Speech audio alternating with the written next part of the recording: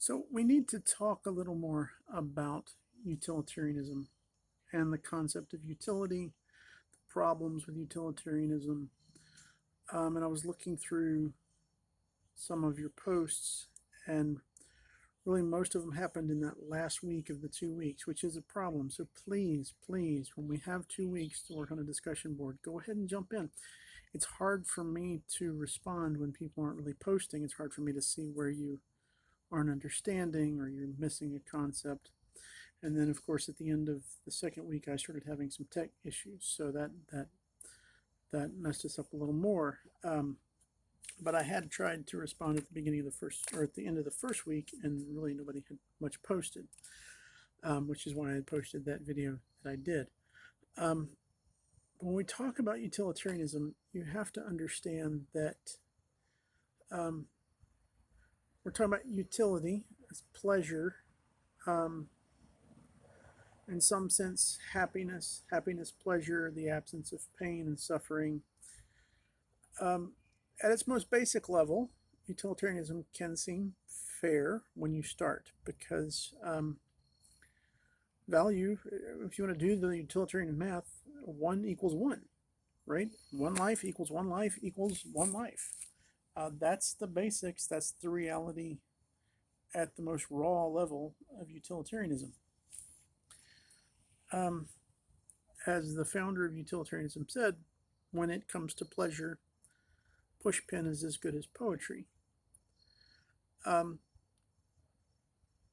but utilitarianism creates this problem. 1 equals 1. Well, how does that play out?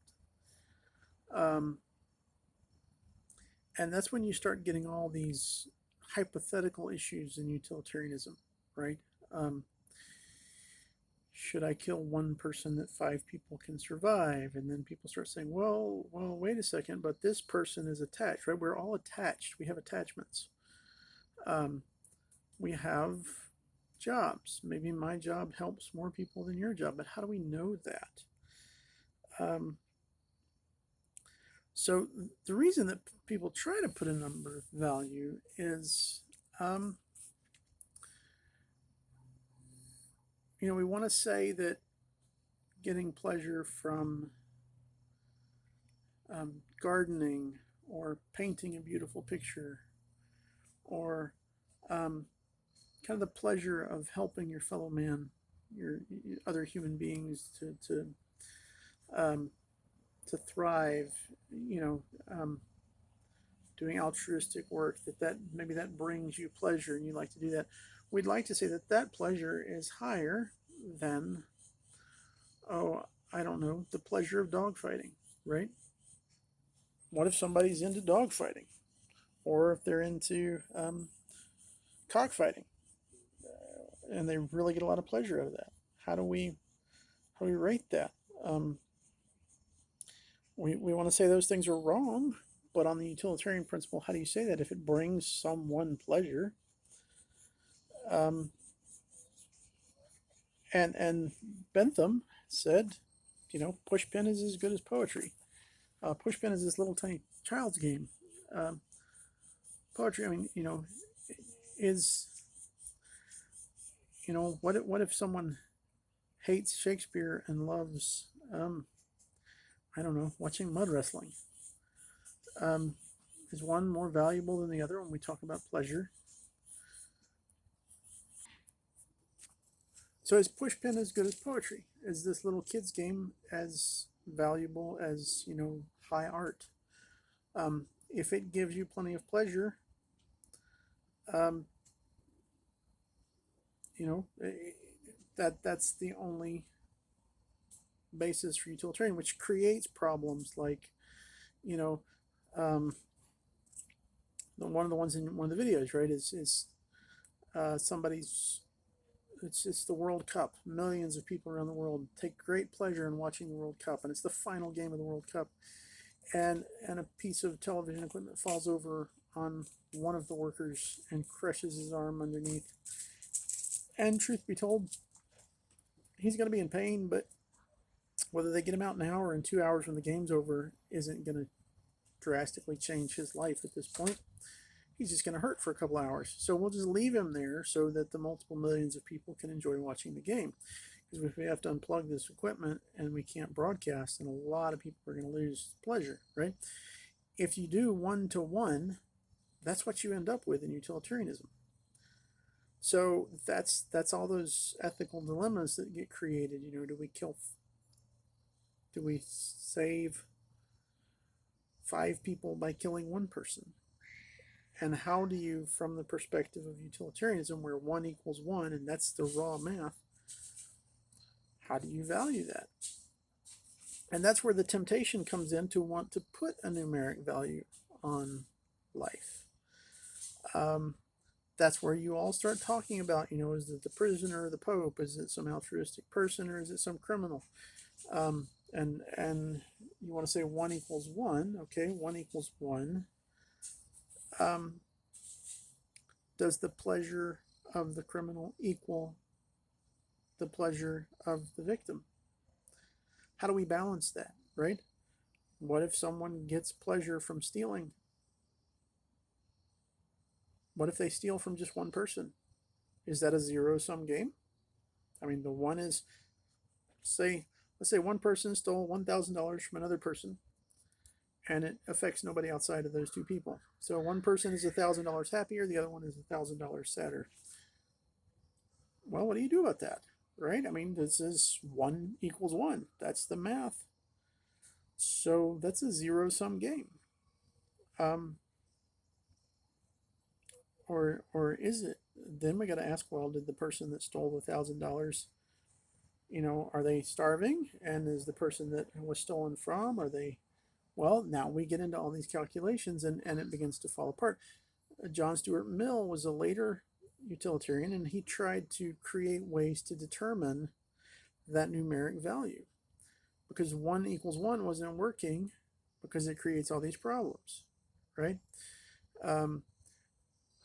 The one, you know, where you're, you know, you come across, it's from one of the videos, you come across a group and there's a military division and they, you know, they're about to kill 20 indigenous people, and the commander's got this kind of sick sense of pleasure, and he says, I tell you what, if you kill 1 of them, I'll let the other 19 go.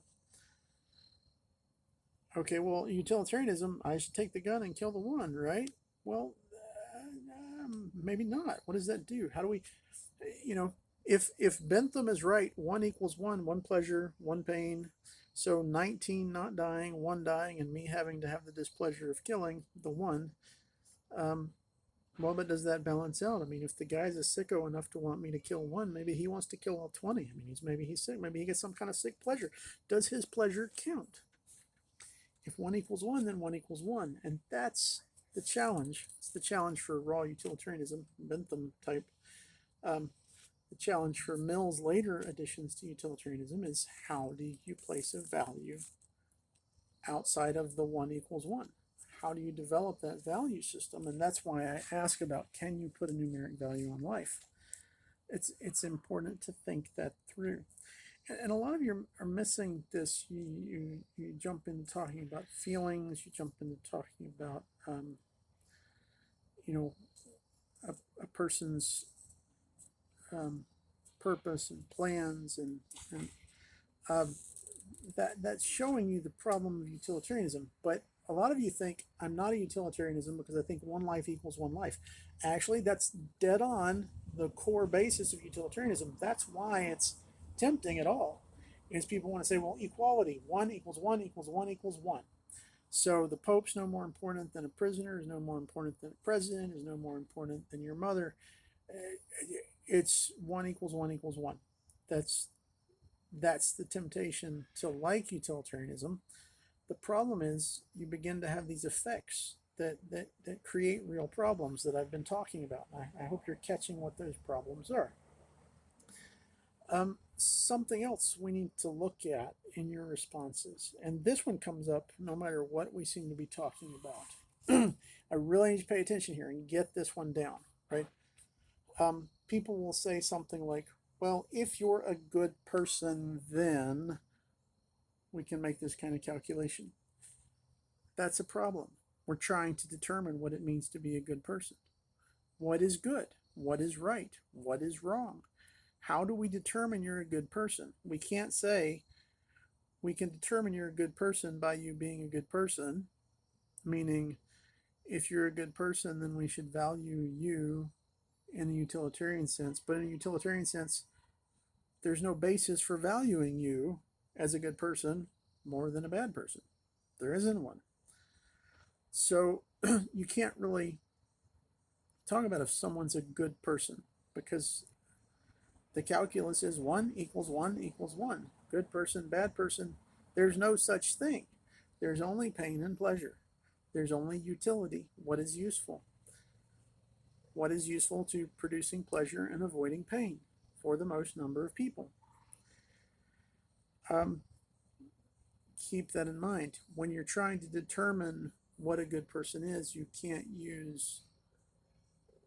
value a person based on whether or not they're a good person in order to determine what a good person is. You have to determine what a good person is before you can even talk about the value of a good person versus a bad person.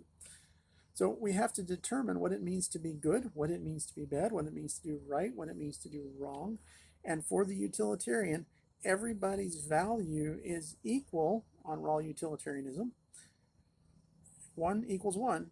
And we have some real problems because then we get into situations where it seems like we might have to kill 1 to save 5. Doesn't matter who the 1 is or who the 5 are.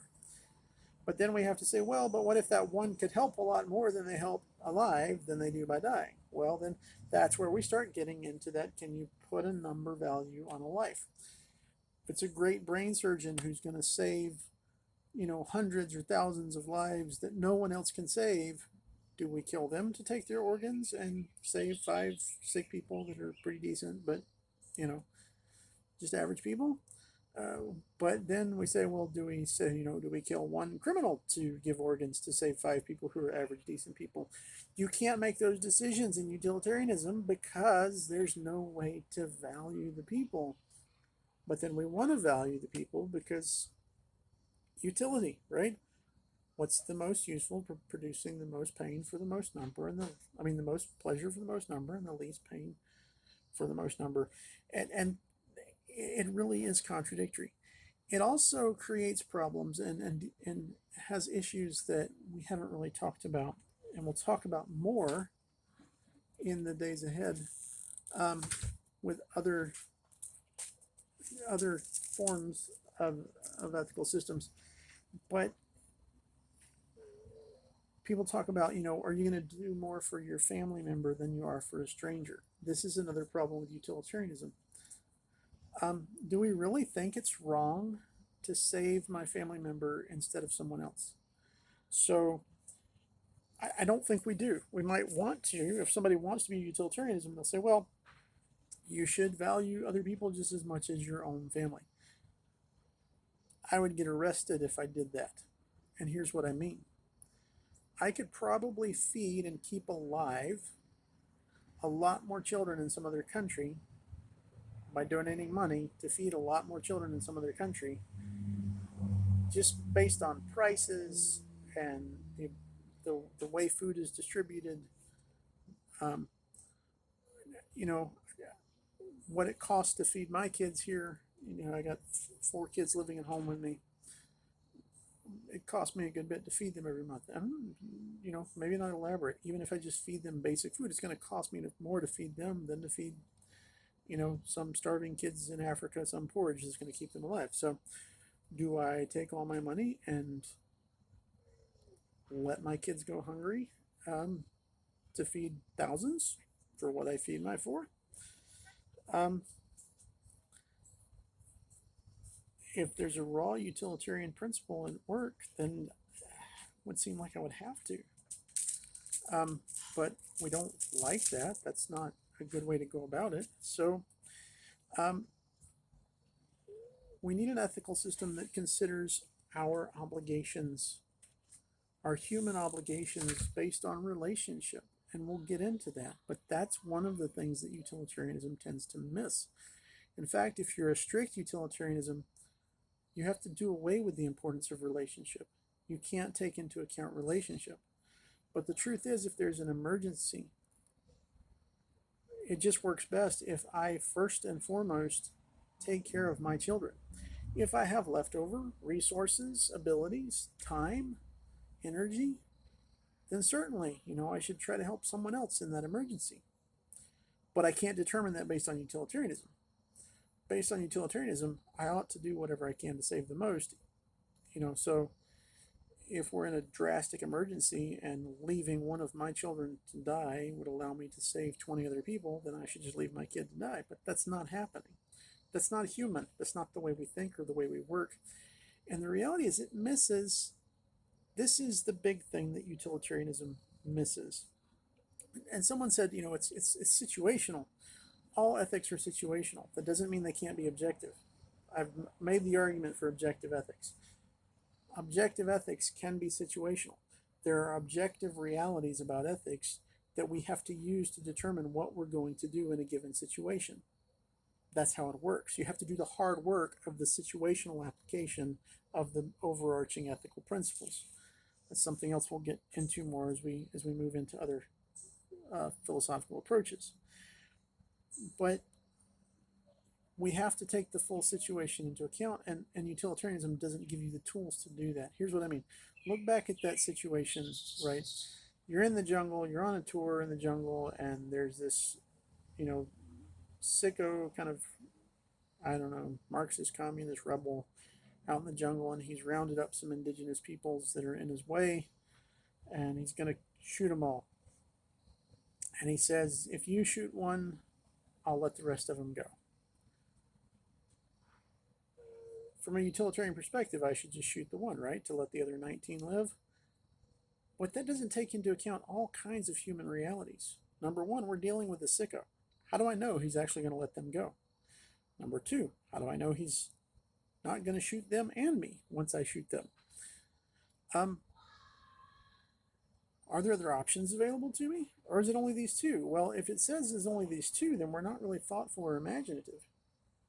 Maybe I say, sure, I'll shoot one. Hand me the gun. And then I turn around and shoot him. Is that an option? Might be. Throw everything into chaos. Maybe some of those people would escape. Maybe I would die. Maybe I wouldn't.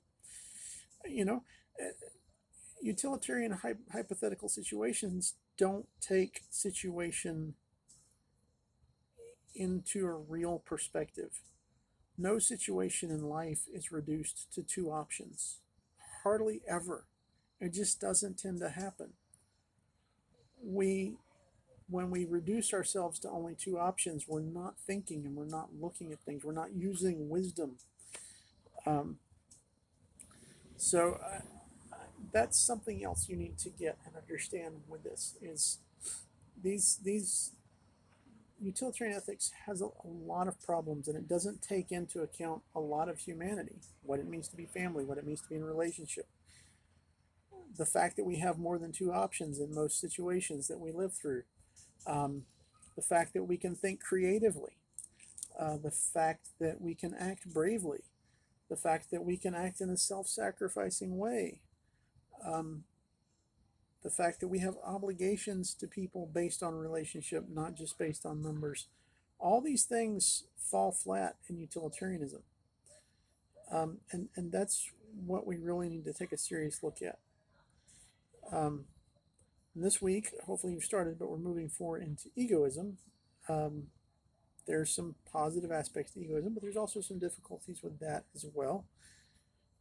Egoism often critiques utilitarianism, and utilitarians often critique egoists.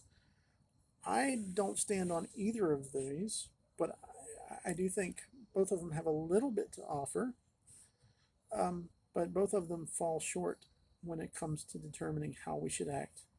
So we need, I think, a deeper, a richer, a broader ethical approach, and we'll talk about that as we get further or closer to the end of the semester.